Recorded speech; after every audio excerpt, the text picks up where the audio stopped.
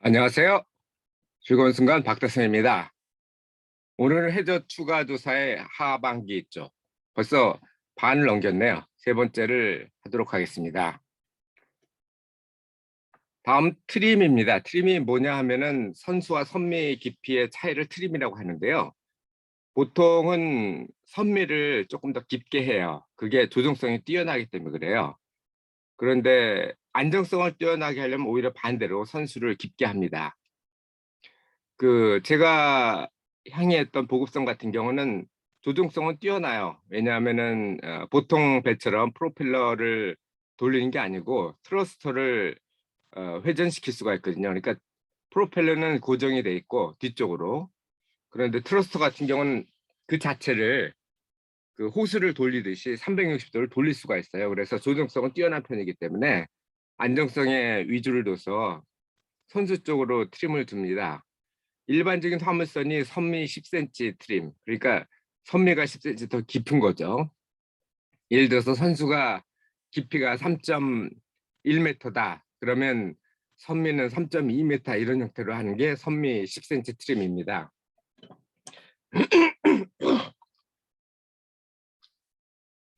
죄송합니다. 아직 가래가 안 끝나서요. 그런데 우리 같은 경우는 선수 20cm 트림을 했습니다. 예를 들어서 선미가 3m다 그러면 선수는 3.2m 깊이 이런 형태로 합니다. 그거는 간단해요. 내부에는 발레스터 탱크에 있는 물을 바꾸면 돼요. 그러니까 선수를 깊게 하려면 선미에는 물을 선수로 펌프를 이용해서 어, 냄, 그쪽으로 보내면 됩니다. 저도 출항하기 전에 단직 출항하기 전에 이 작업에 참여를 했고요. 별건 아닙니다. 그냥 왔다 갔다 하면서 선수하고 선미의 깊이 차이를 갖다가 보고서 20cm가 됐다 그러면 이제 무전기로 스톱 더 펌프 그러면 되죠. 자, 뭐 이런 형태로 해서 우리는 트림을 했고요. 다음은 레이더 탐지거리입니다. 제가 감시하는 일을 많이 했잖아요. 주로 어사원이나 어구 쪽인데 둘 다 레이더에 잘 안 잡힌다는 특성이 있었어요. 그래가지고 뭐 7마일 혹은 어떤 경우 10마일까지 앞에다가 먼저 가곤 했는데 그게 작아서 탐지가 안 되는 가까이 가야만 탐지가 됐던 거로 생각을 했는데 물론 그것도 일부는 맞습니다. 근데 사실은 높이에 훨씬 더 크게 결정이 됩니다. 그러니까 탐지 거리는 이것도 책을 읽다 보니까 나온 건데 그 레이더 책 보니까 나오더라고요. 레이더 높이하고 상대 대상의 높이가 그 측정 거리를 갖다가 결정을 합니다. 상대적으로 크기라든지 재질, 반사각 이런 거는 그 리플렉션의 강도를 정한다고 그래요. 그래서 강도가 적으면 뭐 유실될 수는 있겠지만 거리는 강도와는 또 다른 얘기죠. 그래서 높이가 높을수록 그러니까 보통 어선은 높이가 낮잖아요. 그래서 어, 탐지가 좀 가까이 가야만 탐지가 되는 거죠. 거기에 변수로 되는 거는 기상 같은 게 있습니다. 파고나 강우, 강설 뭐 이런 것들이 있으면은 다른 노이즈가 어찌 보면 심한 거잖아요. 그래서 강도가 약한 경우는 이게 구분이 좀 어려울 수가 있습니다. 하지만 탐지가 되느냐 안 되느냐는 또 다른 얘기죠. 구분이 되느냐 안 되느냐는 제가 저번 시간에 말씀드렸지만 레이더 조정을 하시면 됩니다. 그래서 최대 탐지거리 결정식은 간단합니다. 몇 마일 밖에서 볼 수 있느냐 이거는 2.23 곱하기 레이더 높이 루트 플러스 대상 뭐 예를 들면 뭐 어선이라든지 어구 같은 게 되겠죠. 그거의 높이 미터입니다. 이거는 루트로 해서 더해주면 됩니다. 아니면 여기는 그림처럼 그냥 여기다 대입을 하시면 돼요. 맨 앞에 있는 게 레이더 높이고 그리고 상대 쪽에 있는 게 대상 물체 높이입니다. 그렇게 해서 결정하시면 되죠. 다음은 향해 계획입니다. 향해 계획도 이번에도 역시 끝날 때쯤 돼서 나왔는데요. 저희가 센존스로 돌아간 줄 알았더니 그게 아니고 메리스타운으로 돌아간다고 합니다. 그래서 메리스타운은 뭐 처음 가보는 지역이었기 때문에 당연히 해도를 봐야죠. 갔던 쪽이라고 해서 해도가 필요하지만, 그래서 최소 축적 해도인 4001번하고, 그리고 실제 향해 계획 자체는 4001번으로 하는데 그 확정은 최대 축적 해도를 해야 됩니다. 그래서 4016하고 4017 중간에 최대 축적이니까 여러 장이 필요하겠죠. 근데 뭐 바다 쪽은 사실 최대 축적이 별 의미가 없고, 육지 쪽에 가까이 가야 거기에 뭐 변경이라든지 아니면 수심이 낮든지 암초 같은 것들을 볼 수 있기 때문에 거기서 필요한 건데, 일단 세 장을 가지고 했고요. 4016 해도에 보면은 그 안에 또 더 자세한 해도가 나옵니다. 예를 들어서 하버 차트 같은 게 있겠죠. 그거는 훨씬 더 큽니다.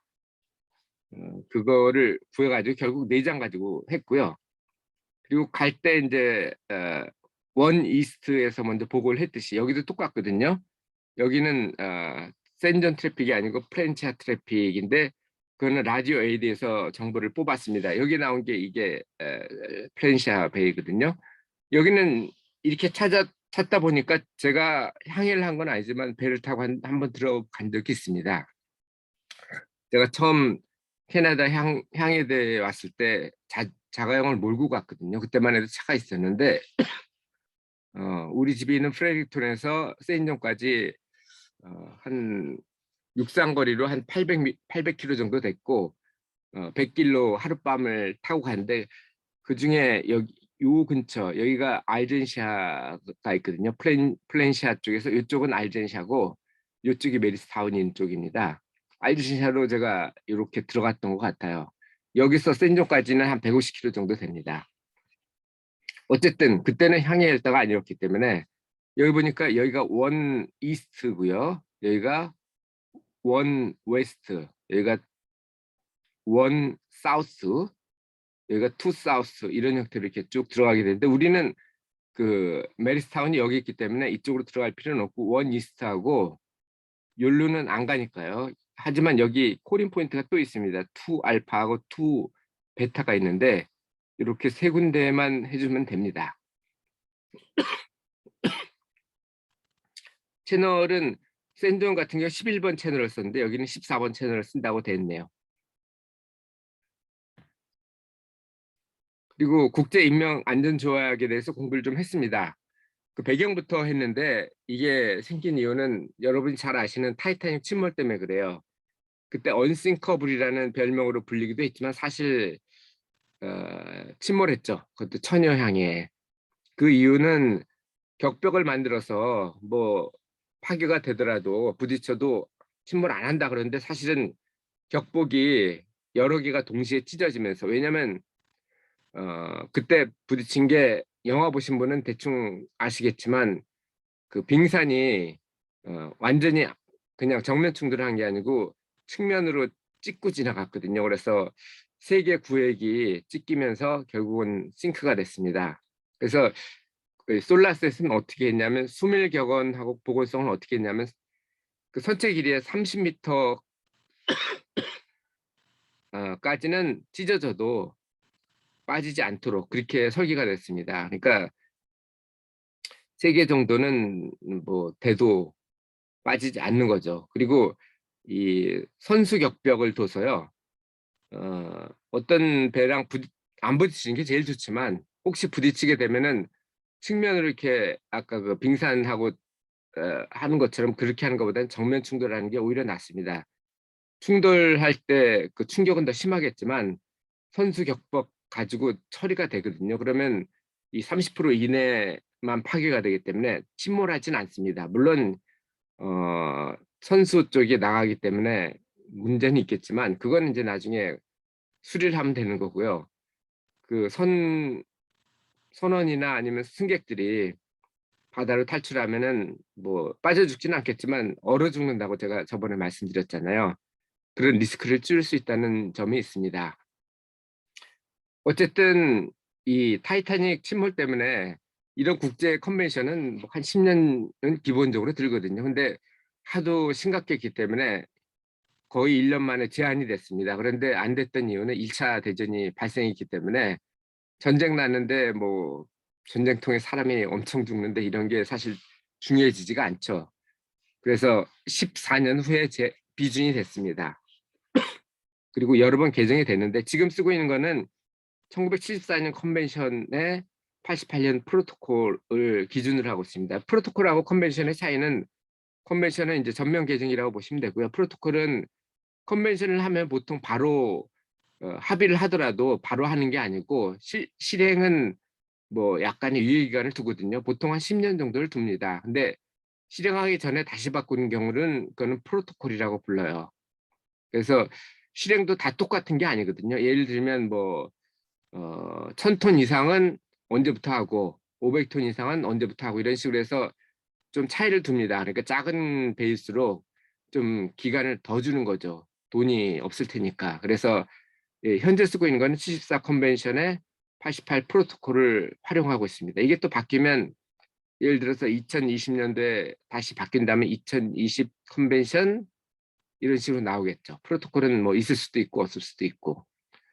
내용은 간단합니다. 화물선은 5년마다 검사를 하라는 거고, 여기서는 더 안전이 중요하니까 1년마다 해라. 그리고 아까 말씀드렸지만 30%까지는 찢어져도 빠지지 않게 해라. 그리고 충돌 말고 다음으로 위험한 게 화재였는데, 화재는 진압 장비 같은 것들을 아까 말씀드렸잖아요. 부딪히지 않는 게 제일 중요하지만 만약 부딪히면 정면으로 부딪힌 게 낫다. 그래야 선수 격벽 후에는 안전하니까.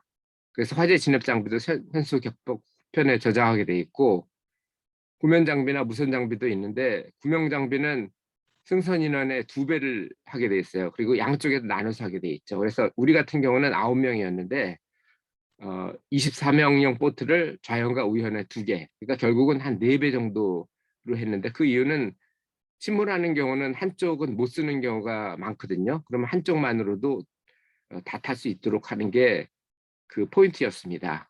그리고 무선 장비는 일단 구명 장비로 당장은 빠져 죽지 않더라도 누군가 구해줘야 될 거 아니에요. 그 배로 대양을 향해 할 수는 없으니까. 그래서 무선 장비, 위성을 비롯해서 무선, 그거에다 이제 추가해서 군안 전용으로 입법하고 사트까지 하도록 그렇게 준비가 됐습니다.